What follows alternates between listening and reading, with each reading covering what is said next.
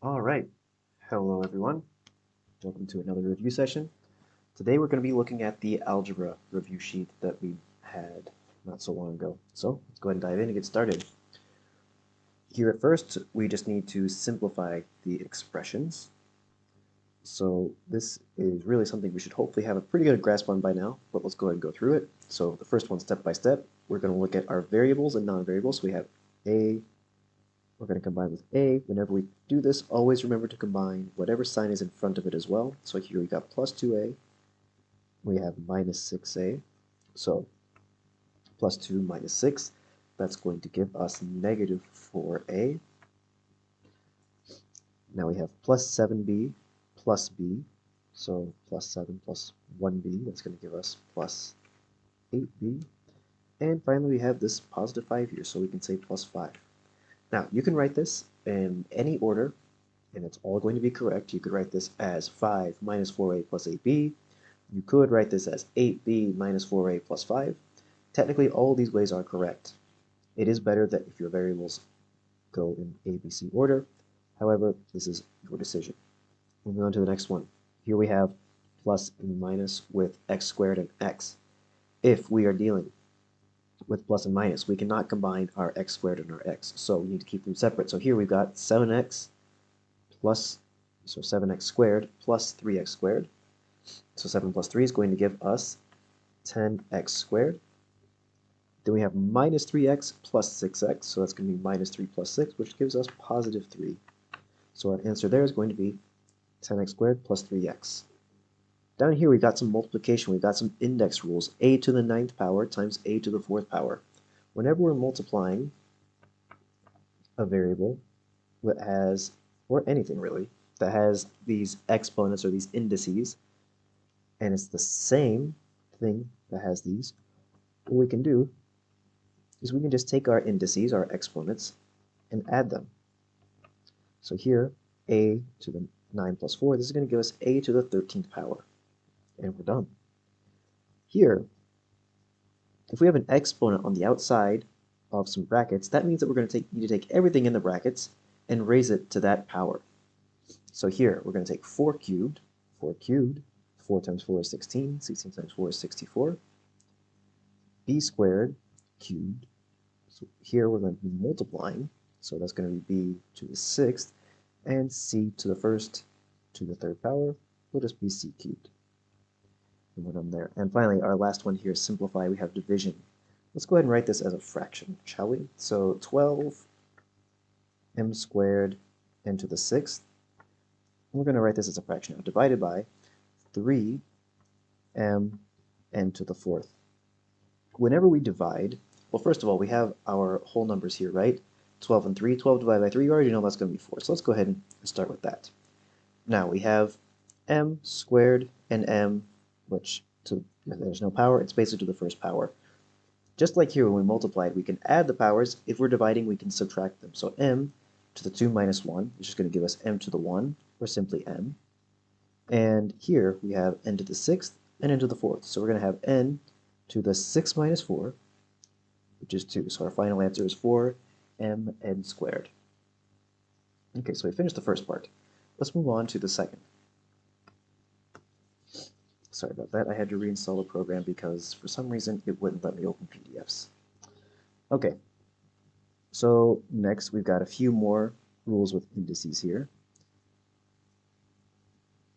So I did make this quite small, it's a bit hard to read. So we have y squared times y to the a equals y to the 7th. So remember what we were saying earlier.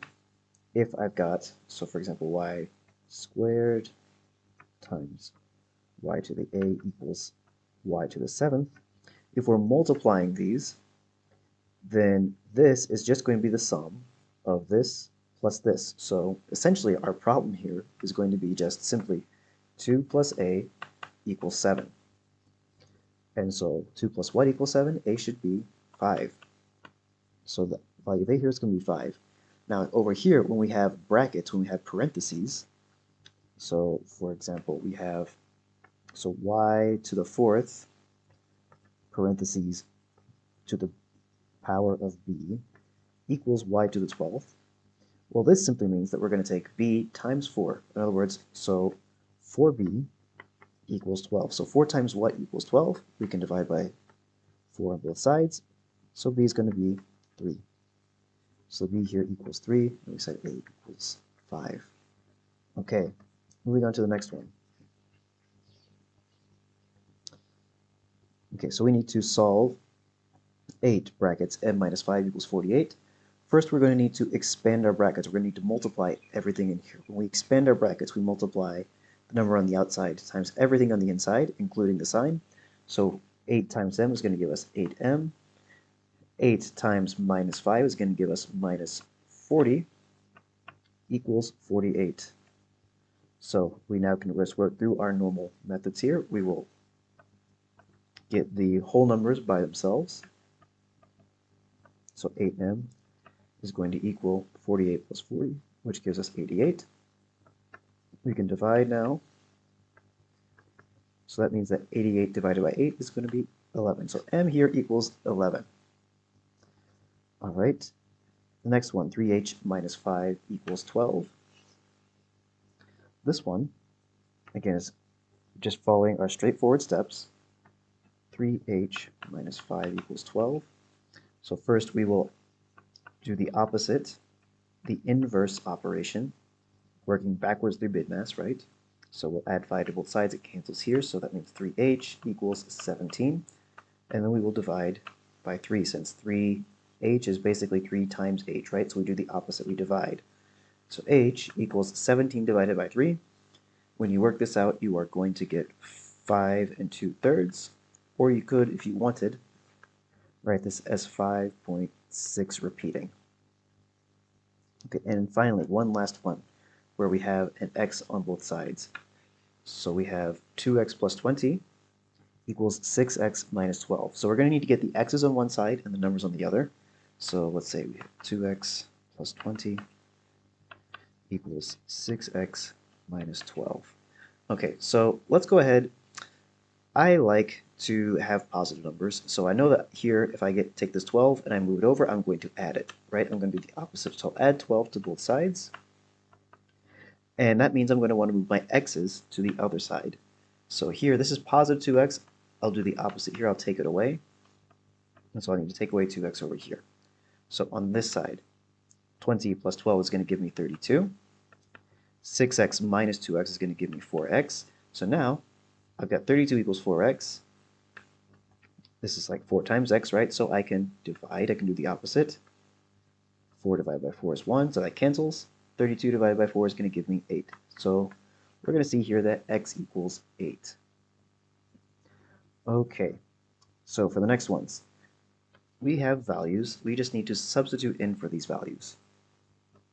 So if I have w equals 5x squared plus 3, and I see that x equals negative 3, what I'm going to do is that, so I'm going to have w equals 5x squared, but instead of writing x, I'm going to write what this equals here. So negative 3 squared, instead of x squared, I'll just write negative 3 squared plus 3. And now I can work it out. Okay, so following BidMass, I'll need to do my indices first, right? So negative 3 squared is going to give me positive 9. Negative 3 times negative 3. Negative times negative is positive. I multiply. 5 times 9 is 45. Plus 3 gives me 48. So I see that here w equals 48. Now over here, I've got quite a bit more I need to work through. I'm going to have to put in lots of values. So I'll see that s equals ut. Remember, this means u times t. So I'll take 3, u equals 3, t equals 4. So 3 times 4 plus 1/2 times a. They say a is 2, so I'll write times 2. T squared times, what is t? 4. Times 4 squared. Okay, so I'll work through BidMass. I've got indices. I'll do that first. So 3 times 4. Let's go ahead. Plus 1/2 times 2 times 4 squared is 16. Now I can multiply. So 3 times 4 is going to give me 12. Plus 1/2 times 2, well, this cancels. This is just going to be 1, right? 1/2 times 2 is just 1. 1 times 16 is 16. So I'm left with 16. So now I have 12 plus 16, which is going to give me 28. So S is going to be 28. Okay, next. The size of the largest angle in a triangle is 3 times the size of the smallest angle. The other angle is 35 degrees more than the smallest angle. So work out in degrees the size of each angle in the triangle you must show you're working. Okay, so let's call this, I don't know, some kind of triangle. How do you mark right? So we'll say it's A, B, C. Not accurate in any way, but just so we have an idea. So the largest angle in the triangle is 3 times the smallest. So let's say that the smallest is going to be angle A. So let's call this X. Angle B is 3 times larger than this, right? So this will be 3 times X, or just 3X. And the other angle is 35 degrees more than the smallest angle. So we'll take X plus 35. Okay, so now, what do I know about triangles? I know that if I take all the angles and add them together, I get 180, right? So if I take all these, x plus 3x plus x plus 35, that should give me 180. So x, this is like 1x, right? If x is by itself, remember it's always just got a 1. So 1 plus 3 plus 1 is going to give me 5. So that means I've got 5x plus 35 equals 180. So now I can just solve for x here. So 35, I'll take over to the other side by subtracting.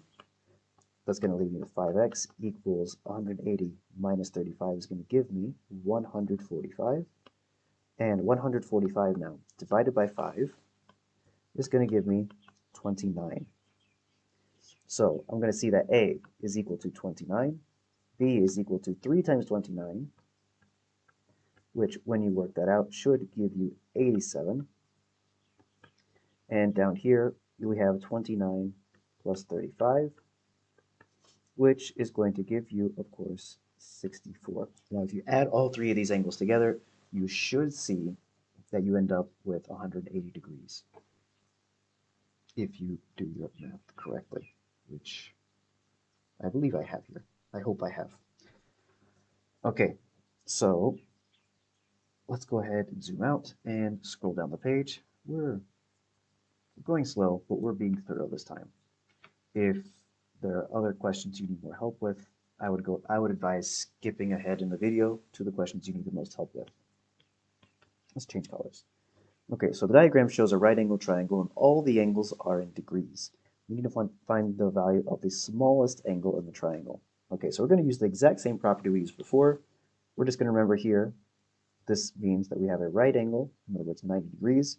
So the 3x plus 2x plus 10 plus 90 degrees is 180. Well, let's go ahead and take this one out anyway. So 180 minus 90 is just 90, right? So we know that this plus this should give us 90. That's going to simplify things already. So 3x plus 2x plus 10 is going to give me 90. So in other words, let's go ahead and take this 10 over. Let's work a little bit faster. Okay, so 3x plus 2x, that's 5x. And 90 plus minus 10 is going to give us 80. So if we divide by 5 now, that means that x is going to be 80 divided by 5, which is 16. So we just need to plug this back in now and see which one of these is the smallest. So 3 times 16, this is 48. And 2x is going to be 32 plus 10, which gives us 42. So the smallest angle is going to be 42 degrees. Okay, so now we've got some of the fun stuff that I remember you guys just loved. Making one thing the subject of a formula, changing the subject. So our first one, we have A equals 3c minus 2. Let's go ahead and write this out, 3c minus 2. So we're going to work through BIDMAS backwards. We got multiplying and subtracting, so we're going to do the opposite of the subtracting first. We're going to add. So we're going to get A plus 2 equals 3c. Now we're going to divide to get the c all by itself. That cancels, so we're left with c equals A plus 2 over 3. C equals A plus 2 divided by 3. All divided by 3. Not just one part, not just the other, the whole thing. So the next one, we need to make n the subject of m equals n squared plus 3. Okay, well again, according to BidMath, I would do the squared first, so doing BidMath in reverse, I'm going to take care of this plus 3 first. Go backwards, we do opposite, backwards, opposite. That's why making subjects is so much fun. You get to be a rebel.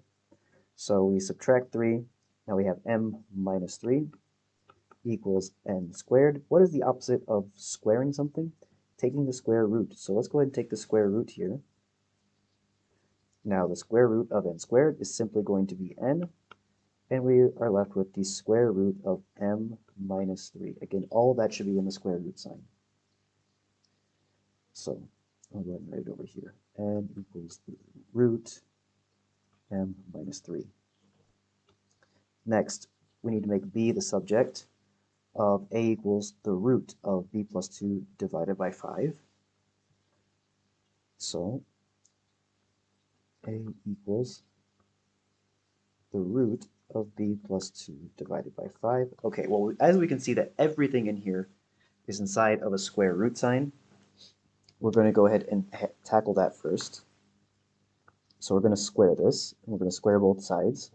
So this times itself is going to get rid of that square root. So we're going to have now a squared equals b plus 2 divided by 5. Okay, so next here we have this whole thing divided by 5. You can imagine these are like imaginary brackets, right? So we're going to handle the brackets later. We're going to do the divided by 5 first. So the opposite of dividing by 5, times 5. And here, times 5. So this goes away. We now have 5 times a squared. We can just write 5a squared, which is equal to b plus 2. We can finally now subtract our 2. So we're left with now b equals 5a squared minus 2. So b equals 5a squared minus 2. And we need to make b the subject of this other formula here at the end. A equals 3 plus c divided by b. So the way we're going to do this, it's going to be a little bit tricky. We can't get b by itself at first. So a equals 3 plus c divided by b. But what we can do, we can get rid of it from the bottom here. So I'm going to multiply by b. That means I also need to multiply this side by b. So I have now ab equals 3 plus c. Well, now I have b on the other side, and it is pretty easy to get it by itself now. I'm just going to divide by a. So this eventually gives me b equals 3 plus c divided by a. And we're done. Okay, done with the first page. Let's move on to the next. Let's see if we can make this take a little bit less time. Again, these here on the bottom take up more space, so hopefully they won't take quite as long. But let's see. Okay, tea bags. Tea bags are sold in small boxes and large boxes. Well, that's a very interesting fact. There are 100 tea bags in a small box. There are 240 tea bags in a large box. May buys X small boxes and Y large boxes of tea. We need to write an expression for the total number of tea bags May buys. Remember, whenever we're writing an expression does not have an equal sign, right? We can, an equation, we can have 2x plus 3 equals 10. This is an equation because it has an equal sign. If you want to make this an expression, we get rid of what it's equal to, because that means we can use it for lots of other things, right? Okay, so how do we do this here? So for small boxes, we said there are 100 tea bags, right? And how many boxes does May buy of small boxes? She buys X. So we're going to have 100 times X. We're going to add this to whatever she buys of large boxes. So in one large box, there are 240 tea bags, and May buys Y of them. So we take 240 times Y.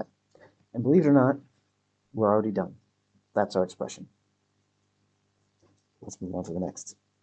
A cup of tea costs T pounds. Oh, that's so clever. A cup of coffee costs C pounds. Nice.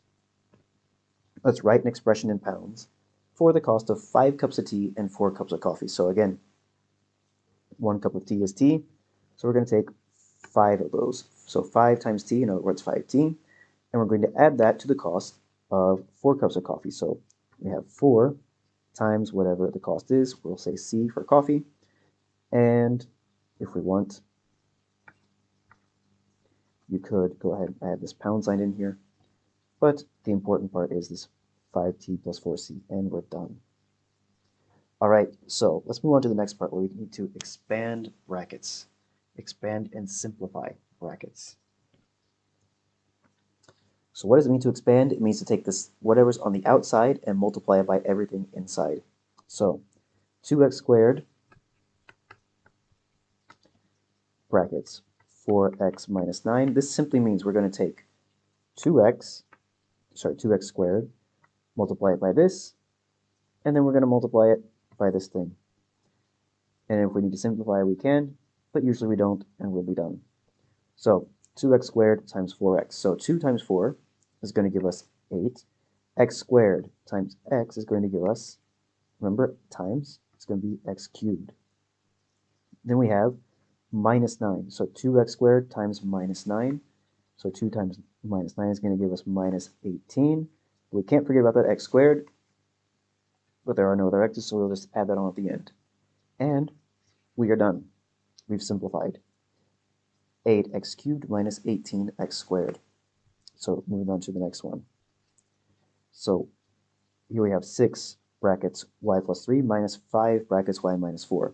So let's go ahead and solve each of the brackets individually first. So 6 times y plus 3 minus 5 y minus 4. Okay, so again, we'll take 6 times y, which is 6y, plus 6 times 3, which is 18. Now we need to be careful here, okay? Remember what I said earlier, we need to keep in mind the sign in front of all of these. We need to do that here as well, and I'm going to show you why in just a second. Okay, so if I take, we're going to imagine here I've got, so minus 5 times all of this, right? We're going to imagine this is negative 5. So if I take negative 5 times y, it's going to give me negative 5y. Oh, look, I don't have to worry about my sign now.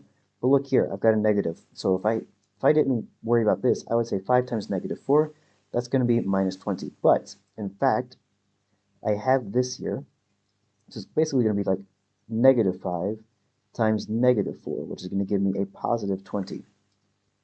Now, I need to simplify. They told me to simplify, so I'm going to simplify.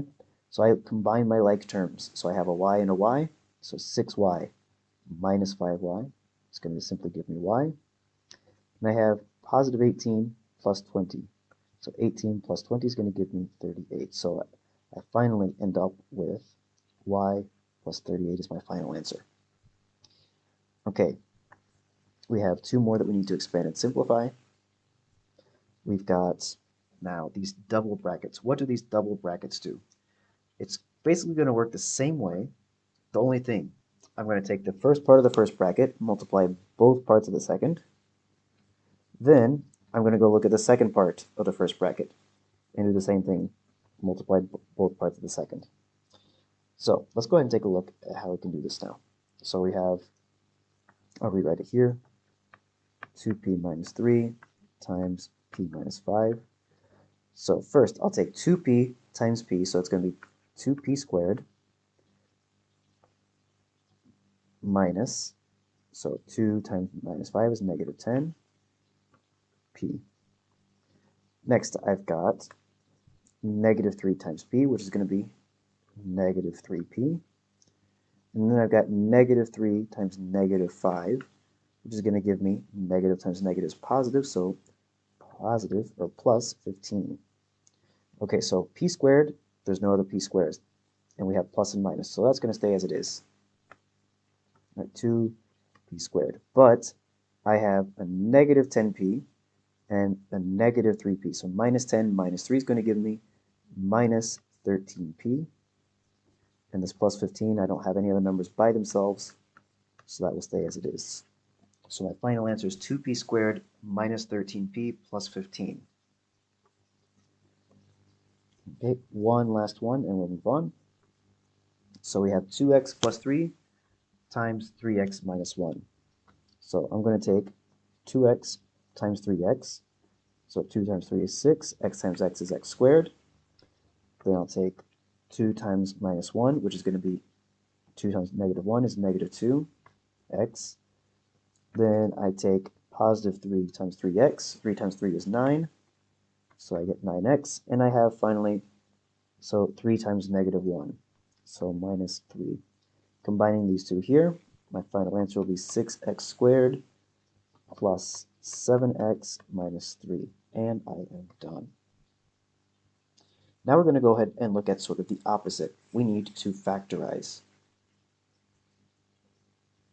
What does it mean to factorize? To factorize something means that you pull out a common multiple in all of your problem. So let's actually do this a little bit backwards. Let's start with the first one here. I'm sorry, let's start with the last one. So we're going to take 18 a squared bc plus 30 abc squared. And we need to see if there's something that I can divide both of these numbers by and take all those things I can divide by and pull them out. So let's go ahead and start with my numbers. I see I can divide both of these numbers not only by 2, not only by 3, but actually by 6. So 18, so I'm going to write a 6 here. Now looking at my variables, I have an a squared and an a. So I can divide both of them by at least a to the first. I have a b and a b, I can pull that out. And I have a c and a c squared. So again, I'll take the lowest power here, which is just 1c. So now, what happens when I take this and divide by 6, abc? So 18 divided by 6 is 3. A squared divided by a is a. B divided by b is 1. C divided by c is 1. So I have 3a. This is plus now. And what happens when I divide this now? 30 divided by 6 is 5. A divided by a is 1, b divided by b is 1, and c squared divided by c is just c. So I pull these out. So this is how I factorize here. But when I have something like x squared plus something x plus something, I'm going to be looking for something that's more in the form of what we did here when we expanded double bracket, like expanded two sets of brackets. Now, the easiest way to do this, let me rewrite it here, x squared plus 7x plus 6. You're going to need to remember a little bit about what factors are, okay? So I've got an x squared. I know that something times something has to give me x squared, so I know it's going to be x and x, okay? I want you to think carefully about what the factors are of 6. So in other words, what times what will give me 6? I've got 1 and 6, and 2 and 3 basically, right? This is positive 6, so I also could have negative 1, negative 6, negative 2, negative 3. You should think of all your possible pairs here. Here, I'm going to look at the positives, positive 1 and positive 6. And why do I want to look at these? I'm going to look at this middle number here. These two factors, when I add them together, should equal this number. So if I take 1 times 6, I get 6. But if I take now 1 plus 6, I should get this other number 7, which I do. So, since they are positive, I'll write them in here with a plus sign, and I'm done. You can double check your work and multiply this out, expand it like we just did, and you should end up with x squared plus 7x equals 6. Let's try this now with the other example. We have some negatives, so it's going to be maybe a little bit trickier to think about at first, but it's the exact same idea. So we have n squared minus 3n minus 18. Okay, so let's think about what times what equals negative 18. Remember, it's minus 18, so it should be negative. All right, so we could have negative 1 and positive 18. We could also have positive 1 and negative 18. We could have negative 2, positive 9. We could have positive 2 times negative 9. And finally, we could have positive 3 times negative 6, or we could have negative 3 times positive 6. Okay, and how do we decide which ones of it is, right? We have a whole big list of options here. What we need to see now, all these options, when we multiply them together, will give us this. And this is actually a more limiting option than the other. We need to figure out then which of these options, when we add them together, will give us this number. So if I take negative 1 plus 18. That's going to give me positive 17. So this is out. 1 plus negative 18, 1 minus 18 is negative 17. This is also out. Negative 2 plus 9 is positive 7. 2 minus 9 is negative 7. We have 3 minus 6, which is going to give us negative 3. That looks like it's our winner, but just to double check, negative 3 plus 6 would give us positive 3. This is not it. So our winner is this one. So we're going to set this up again, something like this. N squared is going to be something. So we have n times n, right? Now we have a positive 3, so we have n plus 3, and this should be a negative. It should be n minus 6. So n plus 3 times n minus 6 is our final answer. This is how we factorize it here. Okay, this video is taking a lot longer than I thought it would. But hopefully these are good explanations for you guys, I hope. Let's erase this up here. Okay, we have algebraic fractions now. We need to simplify them. Okay, so to do this, for this first one especially, we're going to rely on one of these tricks up here on factorizing. So we have x squared plus 5x over x squared plus 7x plus 10. So this one is a bit tricky for you guys. It is theoretically possible, although it's probably a bit harder than what you may actually see on your exam. Let's go ahead and take a quick look at it anyway, though.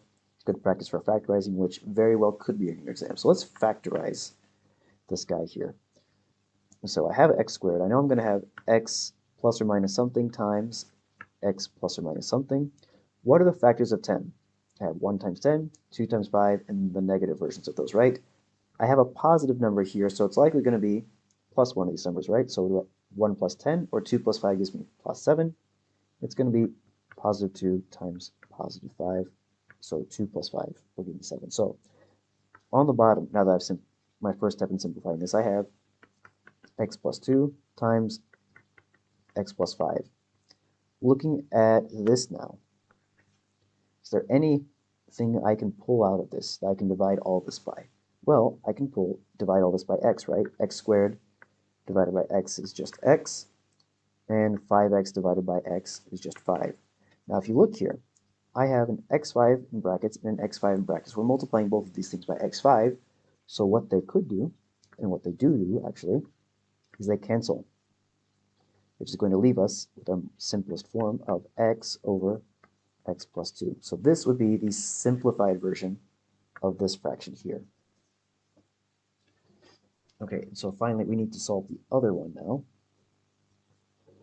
So the other one over here, let's go ahead and erase this, make some room. We have 8 over x plus 3 plus 3 over x plus 8 equals 1. Okay, so the way that we can solve this now, we need to get common denominators if we add these, right? So I'm going to get a common denominator by, I'll take x plus 8 and multiply both of these fractions by this. So I'm going to have 8 times x plus 8, that's going to give me 8x plus 64 over, whenever we multiply this out, that'll be x squared plus 3x plus 8x, 3x plus 8 is 11x, plus 24, plus, now I'm going to take this one and multiply both sides over here. So x plus 3 times 3 is going to give me 3x plus 9, and again over the same fraction, x squared plus 11x plus 24. So when I combine these, I'll end up with 11x plus 73 all over x squared plus 11x plus 24. And this is all equal to 1. So now, if I want to solve this, we're going to be getting into something called quadratic equations, which are a bit beyond us. One of our skills is to be able to solve by estimating, but we'll go and take a look at that in a minute. Whenever we work this out, We can multiply this on both sides, right? Both sides we can multiply it. We'll end up with 11x plus 73 equals x squared plus 11x plus 24. When I put this on this worksheet, I hadn't thought about the fact that this was a quadratic equation, and now I'm looking at this and I do apologize a bit, although hold on. We may be able to work this out in a nice way. So let's go ahead and take this 11x away. If I subtract 11x, I've got this on both sides over here, right? I'll subtract. So 11x minus 11x is 0. 11x minus 11x is 0. So I'm left now with 73 equals x squared plus 24. If I subtract 24 now, this isn't quadratic. This works out nicely. So 73 minus 24 is going to give me 49. So I'll see that x squared equals 49. And what do we know? Times itself gives us 49. X should be 7. All right, so lots of work there. The really important part that you should have been able to do, ideally, according to our standard of working with algebraic fractions, is get to this part. Or, well, in theory, this part. The whole solving this out is a bit of an extra step. In theory, it's something you guys should be capable of, but yeah, that is quite a bit of work. I honestly didn't realize how much work that was until just now. My apologies. Okay, moving on. Sequences should hopefully be a nice little breather after all of that hard work. So let's take a look at this here. We've got the first 4 terms in an arithmetic sequence. We want basically what it's saying is an nth term. It actually says nth term, right? So the way we find an nth term, let's go ahead and start with n. The first step we do is we're going to look at how we progress through this sequence. What do we do here? To go from 35 to 31, 31 to 27, we subtract 4. And again, we subtract 4 every time we subtract 4. So whatever this is that we are doing to get from one part to the other, this is what we put in front of our n. We multiply n times this. So we're going to have negative 4 times n, or just negative 4n. We need to look at what comes after it, though. And the way that we figure out what comes after it, we look at, well, what number would come first? What number would come before the first number? So if I'm working backwards, 23, 27, 31, 35, I'm going to see that I'm going to need to do the opposite, add 4 here, which will give me 39. Which here it's going to be positive, and since it's positive, I'll say plus. So my nth term is simply this, negative 4n plus 39. Let's try this again. So we have 9, 14, 19, oh, hold on, let's put our n here. We have 9, 14, 19, 24. Hopefully we see that we are adding 5 here. And since we're adding 5, we're going to have this positive 5, I'll leave out the plus, in front of our n. So we have 5n. Well, what comes before our first term? 9. That would be 4. And again, it's a positive 4. So our nth term rule here is going to be 5n plus 4. We have one last question about the nth term here. The nth term of a different sequence is 2n minus 3. And they want to know if 101 is a term for this. If we want to figure out if it's in the sequence or not, we can just set it equal to this and solve. If our answer is a whole number, we can say yes, it is. If it is not a whole number, if it's a fraction or a decimal, it will not be part of the sequence. So let's see here. I'll take 3, I'll add it over. So 2n is equal to 101 plus 3, which is 104. It's an even number, so I already see this is going to work out. N equals 52. It's a whole number. We see that this does work. So yes, and this is how we showed our answer. All right. Oof. Way more work than I was expecting to put in. Way slower than I thought, but hopefully these few pages won't take quite so long.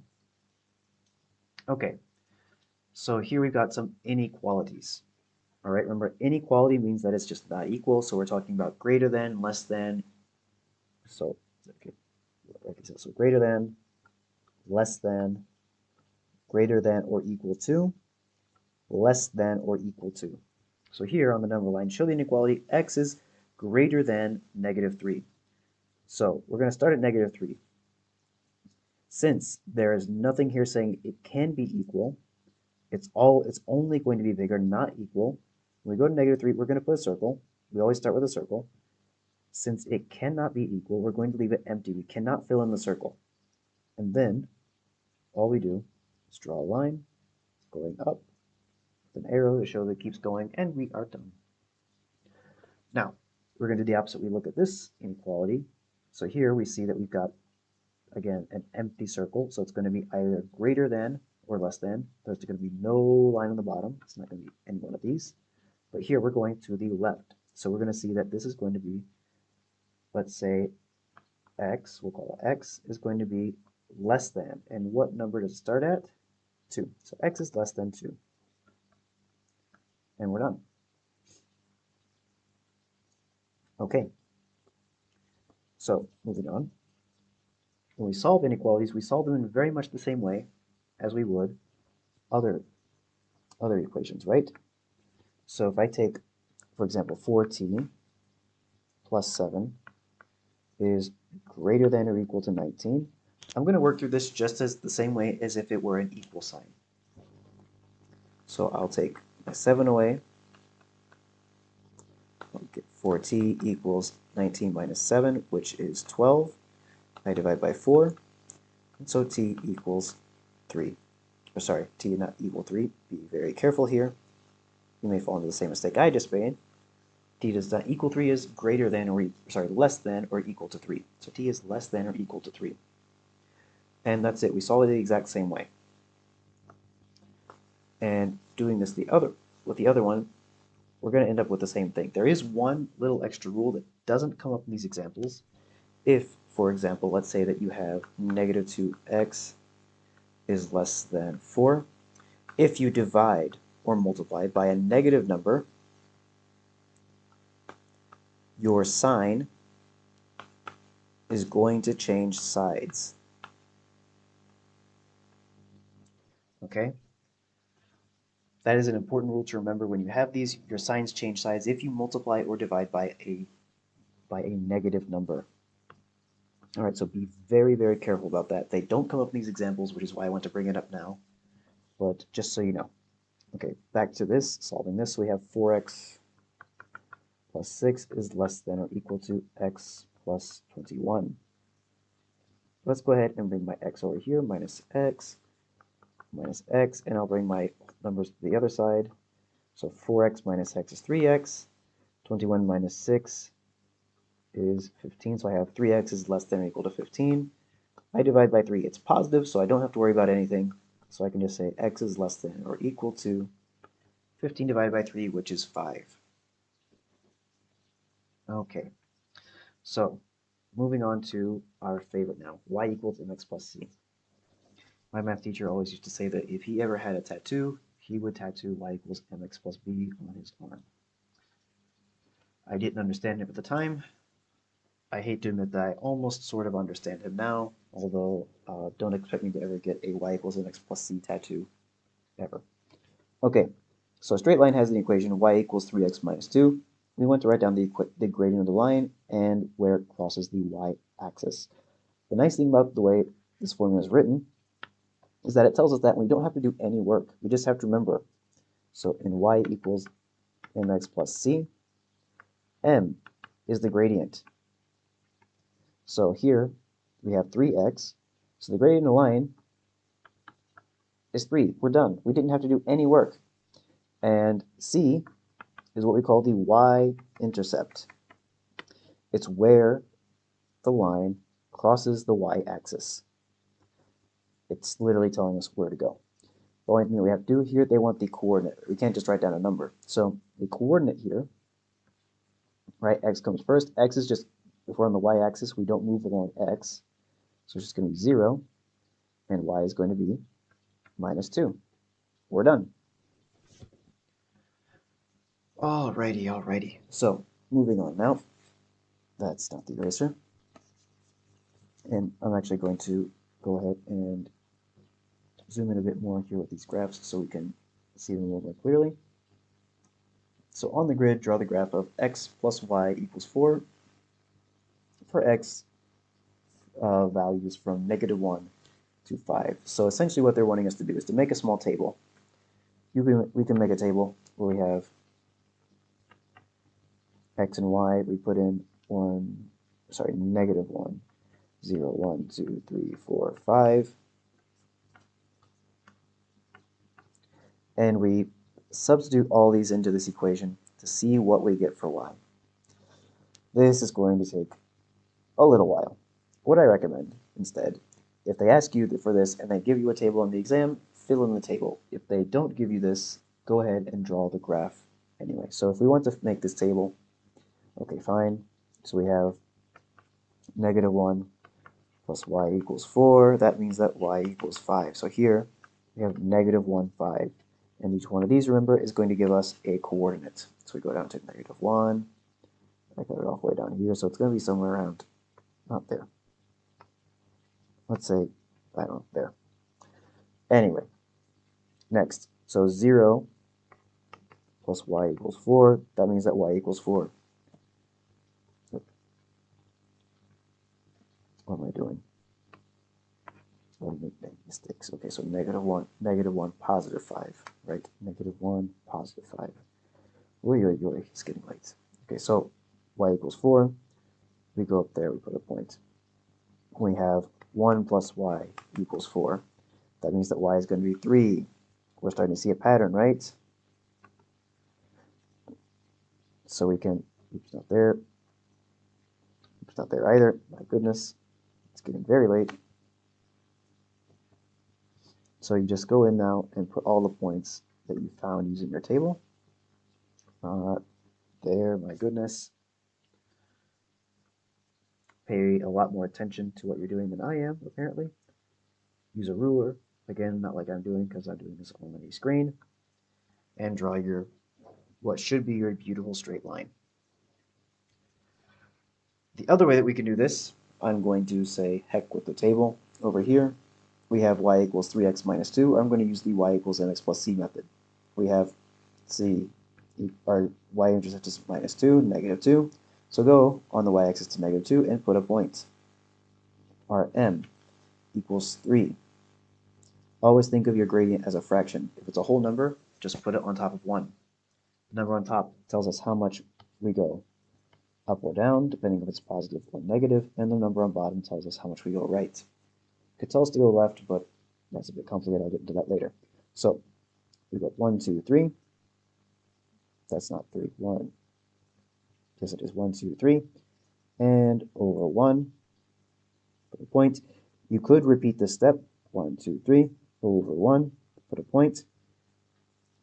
And you could repeat this as many or as few times as you want. Doesn't matter. Your point should always be on the same line. And that's how you can draw your line. Okay, finally, last page. Oof.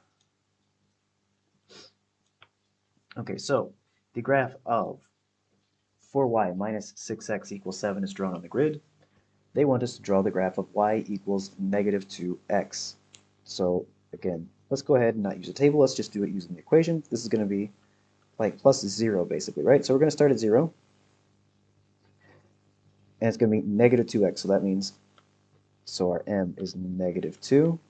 If it's a whole number, we just put it over 1. And now we have our gradient. So now we go down 2 and write 1. You can see that this is a bit of a skewed graph. Go down 2 and write 1. If you wanted, you could do the opposite. Instead of going down 2, right 1, you could go up 2 and left 1. This is actually what I was saying a bit earlier. You could go left. You just have to change your signs, right? This is also the same as 2 over negative 1. Then go again up 2,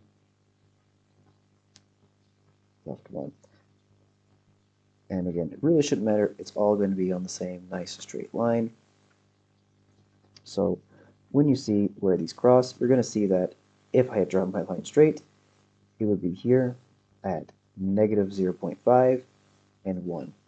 So x would be negative 0.5 and y equals 1.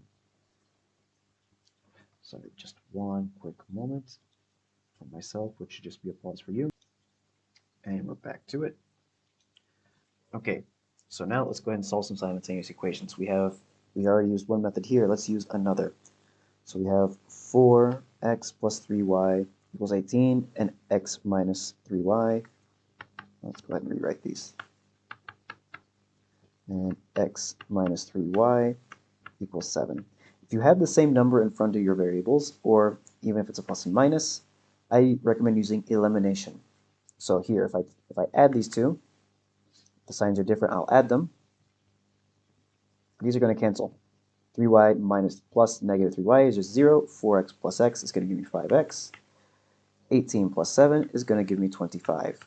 So 5x equals 25. I see really quickly x equals 5. Now I can just go to either one of these. I'll just use the one with no coefficient. So instead of x minus 3y equals 7, but instead of x, I'm going to put in what I know it is equal to. So I'm going to say 5 minus 3y equals 7. So this is going to give me, if I move this over here, move this over here, so I'm going to have negative 2 equals 3y. If I did my work correctly, of course. And that's going to give me y equals negative 2/3 is my answer. So x equals 5, y equals negative 2/3. For the other one, I don't have any here that will line up nicely. I could do this with elimination if I want to multiply one or both of my equations, but I also see here I have a variable by itself. That means it should be fairly easy for me to do eliminate substitution. So I'm just going to rewrite this down in terms of x. So x equals 3y minus 23, and I'm going to put it inside of this equation. So instead of 5x, I'm going to write 5 times what I said x equals 3y minus 23 plus 2y equals 4. So I'm going to have 15y, minus 23. Okay, so that's going to be minus 115 plus 2y equals 4. So that means that if I move this over, I'm going to have 15y plus 2y is 17y plus, sorry, not plus, that's going to be equals 119. I can just get my pen over here, right? And now, the fun part. I get to take 119 divided by 17y. Perhaps it would have been better if I had just multiplied this out and done elimination, but it's fine. This is going to give us a whole number. If you work this out, or if you just recognize this for whatever reason, you will see that 119 divided by 17 is just 7. So y equals 7. And now I can go back into either one of these equations I want. I'll just use the first one again. So x minus y, sorry, not y, 3 times 3y, but I know that y is 7. So x minus 3 times y, or 3 times 7, equals negative 23. So x minus 21 equals negative 23. I add these to both sides. So I see that x equals negative 2. So x equals negative 2 and y equals 7. All right. Getting almost there. So given that f of x equals x squared minus 17 and g of x equals x plus 3, we want to work out an expression for the inverse of each of these expressions, basically. So let's take g of x first. The inverse of this, so we have x plus 3.